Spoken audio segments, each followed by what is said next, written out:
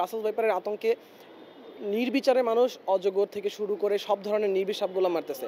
এখন এই সাপ যে আমাদের ইকোসিস্টেমের জন্য কতটা গুরুত্বপূর্ণ আপনি বিশ্বাস করবেন। আপনি হয়তো বিশ্বাস করবেন না, আমি যদি বলি একটা দাঁড়ার সাপ তার লাইফ টাইমে কৃষকের প্রায় ২.৫ কোটি টাকার ফসল রক্ষা করে।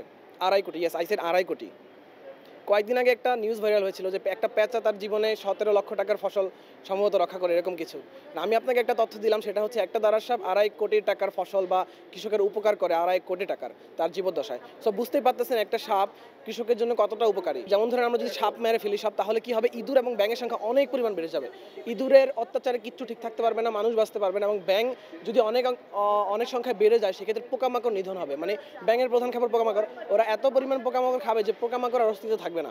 তখন যেটা কি হবে, ফুলের পরাগায়ন, ফসল ফল যাই বলেন সব কিছু উৎপাদনের জন্য ফুলের কিন্তু পরাগায়ন হয়। সব সব প্রকৃতির সব কিন্তু স্বপরাগায়িত না, সেক্ষেত্রে ফুলের পরাগায়ন হবে না, সেক্ষেত্রে আপনার ফসল থেকে শুরু করে ফলমূল সব কিছুর উৎপাদন কমে যাবে। সো আমাদের যেটা করণীয় সেটা হচ্ছে আমাদেরকে সচেতন হতে হবে সাপের সাথে কীভাবে মানুষের সহাবস্থান সৃষ্টি করা যায়, সাপ কীভাবে আমাদের পরিবেশের জন্য উপকারে আসতে পারে, মানে আমরা কীভাবে পরিবেশের জন্য উপকার করে নিজেদের জন্য পৃথিবীটাকে সুন্দর করতে পারি, এই নিয়ে কাজ করা, সবাইকে সচেতন করাই আমাদের মূল লক্ষ্য এবং উদ্দেশ্য। এখন জন্ম সনদ দিয়ে খোলো বিকাশ স্টুডেন্ট অ্যাকাউন্ট, নিজের বিকাশ নিজে কর। দেখতে পাচ্ছি যে রাসেলস ভাইপার নিয়ে বর্তমানে একটা গুজব সবার মাঝখানে ছড়িয়ে গেছে, এবং তার মাঝে বিভিন্ন জায়গা থেকে একটা নিউজ আসতেছে যে রাসেলস ভাইপার ধরে দিলে নাকি কিছু টাকা তারা পুরস্কার হিসেবে পেতে পারে।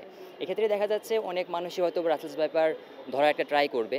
প্রথমে বলে রাখি, এটা বিষধর একটা সাপ, আমরা বলবো সাপটা থেকে সতর্ক অবস্থানে থাকতে। যদি এখন টাকার জন্য কোনো ব্যক্তি যার কোনো ট্রেনিং নেই, একজন মানুষ, সে যদি এটা ধরতে যায়, সে কিন্তু একটা বাইটের সম্ভাবনা থাকে এই ক্ষেত্রে, এবং সেটা তার লাইফ রিস্কের জন্য হতে পারে। তো আমরা প্রথমেই বলবো এরকম কোনোভাবে যেন ওই টাকার লোভের কারণে এই কোনো বিষধর সাপ হোক বা কোনো নির্বিষ সাপই হোক তারা যেন ধরতে না যায়। আমাদের সংগঠনের যাত্রা শুরু হয় ২০২০ সালে। তো আমাদের প্রতিষ্ঠাতা হচ্ছেন সিদ্দিকুর রহমান রাব্বি। উনি আমাদের সমন্বয় করার পর আমরা আস্তে আস্তে আগাই। তো বাংলাদেশে এখন মোটামুটি আমরা প্রায় ৪০টা জেলার মতো কভার করছি মানুষকে সহায়তা করার জন্য, বন্যপ্রাণী উদ্ধারের জন্য। বন বিভাগের নির্দেশনা অনুযায়ী বন্যপ্রাণী অপরাধ দমন ইউনিট WCCU, ওনাদের নির্দেশনা অনুযায়ী আমরা বিভিন্ন রেস্কিউতে যাই এবং রেস্কিউগুলো করি এবং অবমুক্ত করি। তো এই সকল সমসাময়িক বিষয়ে তারা আমাদেরকে নির্দেশনা দেন। আর পাশাপাশি আমরা খুবই চেষ্টা করতেছি মানুষের মধ্যে যে বন্যপ্রাণীর সাথে যে সহাবস্থানটা তৈরি করার জন্য, কারণ পরিবেশ ঠিক রাখতে আমাদের সবার আগে প্রয়োজন হচ্ছে বাংলাদেশের জীববৈচিত্র্য, বন্যপ্রাণী রক্ষা করা। আর বন্যপ্রাণীদের মধ্যে সকল প্রাণীদের সাথে যেমন মানুষের একটু থাকলেও সাপের প্রতি সবচেয়ে বেশি ভয়, সাপ নিয়ে সবচেয়ে বেশি কুসংস্কার, সাপ নিয়ে সবচেয়ে বেশি এই ভুলভাল ভ্রান্ত ধারণা প্রচলিত। তো আমাদের এই ফোকাসের কারণে মূলত বন্যপ্রাণী নিয়ে কাজ করার পরেও আমরা আমাদের টিমের নামটা শুধুমাত্র স্নেক রেস্কিউ টিম বাংলাদেশ দেই, যেন সর্বস্তরে আমরা পৌঁছাতে পারি, মানুষের কাছাকাছি যাওয়া যায় এবং সাপ সম্পর্কে মানুষকে অবগত করতে পারি। তো আলহামদুলিল্লাহ আমরা সেই প্রেক্ষিতে এগিয়ে আসছি অনেক দিন হচ্ছে।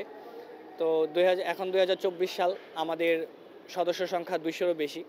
তো 40টার মতো জেলায় আমরা এখন পর্যন্ত আমাদের ভলান্টিয়ারদের পাঠিয়ে মানুষকে সাহায্য করার চেষ্টাটুকু করতে পারি আর কি।